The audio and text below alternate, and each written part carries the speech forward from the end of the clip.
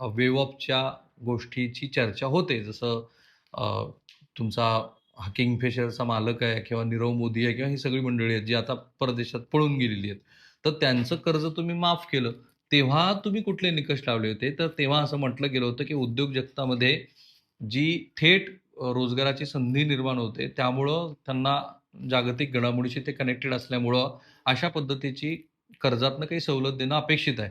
परंतु हे करत असताना एक गोष्ट लक्षात घेतली जात नाही, की आजही अपारंपरिक क्षेत्रातला सगळ्यात मोठा रोजगार निर्मितीचा व्यवसाय हा शेतीच आहे आणि म्हणून शेतीसाठी एवढे सगळे नियम लावत असताना वित्तीय शिस्त राखायला हवी का? तर जरूर राखायला हवी. नैतिक प्रश्न निर्माण होतात का? तर जरूर नैतिक प्रश्न निर्माण होत आहेत.